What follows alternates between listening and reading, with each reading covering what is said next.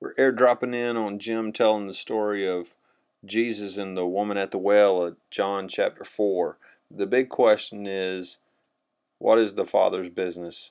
What is the food of Christ? What should be the business of the church? Jesus stays behind, and the disciples are going to the village to buy food. What's the number one priority of the disciples at that point? Get food. Get food. So it might have been fish and bread and some vegetables or something, who knows what they got, but they got some stuff. And they thought their entire job right then was to go to the village and get some food. And that's reasonable, isn't it? If we'd have been there, what would we have thought, you know? Probably Maybe the Lord himself sent them in there to get that food. But he himself did not go. He sat down by the well. And we would think, well, why'd he sit down by the well? He's tired, been walking all day. Sits down to rest. Yeah. And at the same time, he's thirsty. It's a hot summer day, and it's noontime. But the well, and we know that it was a deep well because the woman said it was, didn't she? When this woman came out to get water, She said you don't have anything to let down with. yeah, and she said the well's deep, so even if you had a cup in your hand, you would not be able to get it to the water. You got to have some kind of a bucket or something on a rope that you can lower down into the well and get water in, bring it up, pour it into a drinking cup, wouldn't you? And he didn't have any of that with him. Why not? Because he's not in the well water, and he's walking on a trip someplace. So here he's sitting there thirsty, and she comes up.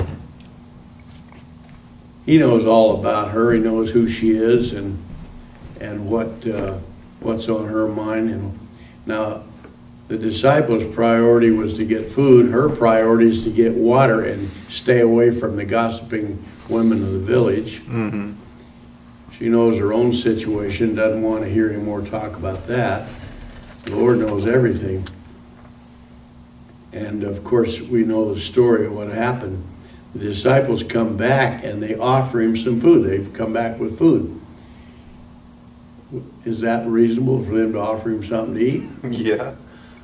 And he comes up with the strangest thing, comes up with another parable.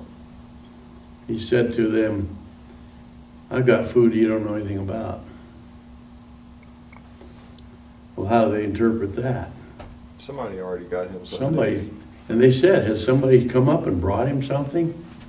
Well, of course, he knows what they're thinking. And that's reasonable to think, too, because that's the highest they could get so far is that we're here to get bread and fish or some kind of food, and that's the only thing that we're thinking about right now. Yeah. And so when he talked food, they thought that's what he means. But he's speaking a parable to them. So he uses the word food, but it doesn't have anything to do with what they think of as food, does it? Right. Because a parable uses an ordinary common thing to illustrate something of a much, much deeper or more profound thought. And so he said, my food is to do the will of him that sent me. And of course, before, they stayed there for 2 days in that village, you know. What happened in those 2 days? She did a lot of evangelizing. And the result?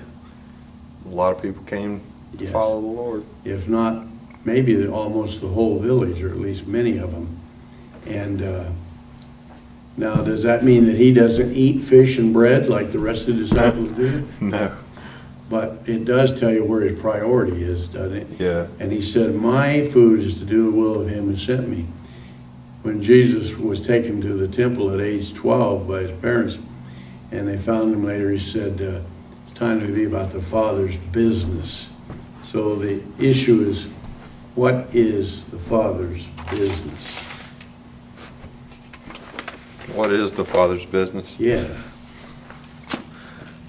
Well, he said, my food's to do the will of the one who sent me, and we see the results, so what's the Father's business? Bring about those results Yeah. for people to come follow. Bring people, save people, rescue people.